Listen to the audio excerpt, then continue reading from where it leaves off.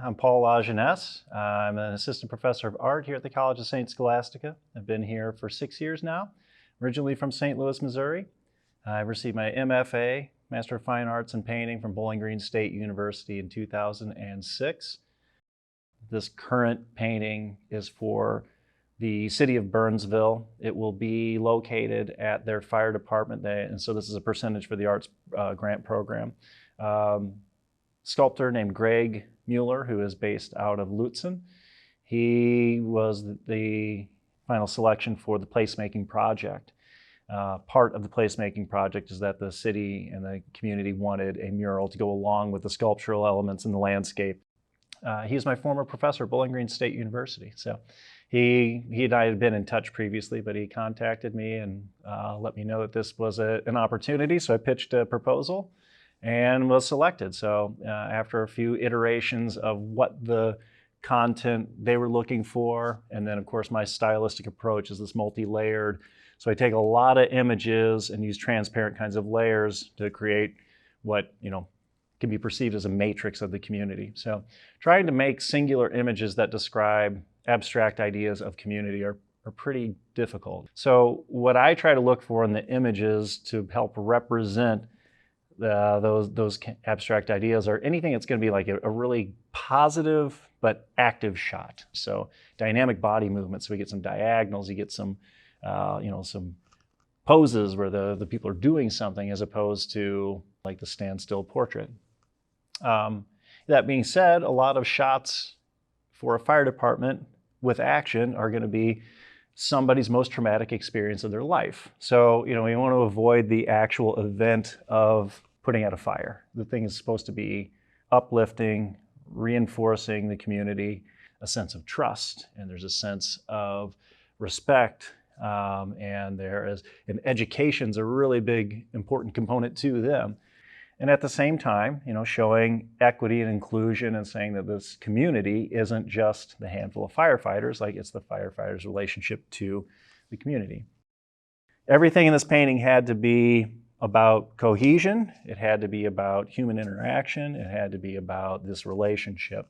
The Burnsville Fire Department, they're all fully trained paramedics. And that's something that they're very both proud of, but also it's important to them and the town, right? So that they are very well trained, they're very well educated, and they can serve the community in a lot of different ways. Really, and again, that's another thing that's just kind of showing the humanity and relationship, like they're caregivers in some capacity. So the top chunk of the painting, so if you kind of divide it in half, the top half is the fire department, and the bottom half is community members.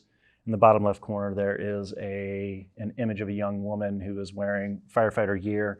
The central image is of one of the Burnsville firefighters talking to a couple of kids.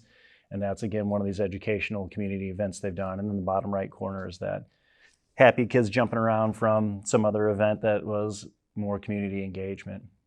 I'm trying to find imagery, and I use almost exclusively imagery from the owner of the painting. So I've made murals for Chattanooga, Tennessee, and all the images were, well, I went and took them. I made a mural for South Central College in North Mankato. All those photographs came from their communications department. So it's important to use imagery that is actually of the community. So whatever the place is, that these disparate images are all kind of coming together to make a single thing. And that's, the idea of a community. It's a fabric. It's, individual strands woven together. And so for, say, like the Lincoln Park mural that I made, and that's the Lincoln Park Craft District, specifically for the Craft District, which is a consortium of small business owners that are all handmade, handcrafted objects. And so, the idea behind that was to show the history of Lincoln Park and the handmade object during, from the time Duluth was founded until currently, and then sort of the contemporary. So on the bottom half of that, I had historical images of Lincoln Park. So, and then above that, I had something I felt kind of corresponded to the older industries. On the top left of that is bent paddle fermentation tanks. Below that is a shaft of wheat, Lake Superior. Then the next panel is a woman from Arrow Stitch Sewing, and then below that I used a map view of the St. Louis River feeding into Lake Superior, and just kind of like tying in the idea of the river being this kind of thread for transportation and shipping, and then the idea that she's actually sewing, but she's sewing motorcycle gear that's for long distance trips. So it's this, like idea of like, a thread being a thread, which could be a metaphor for transportation or a vein or just connection and travel. The next one was the iron industry and the foundry.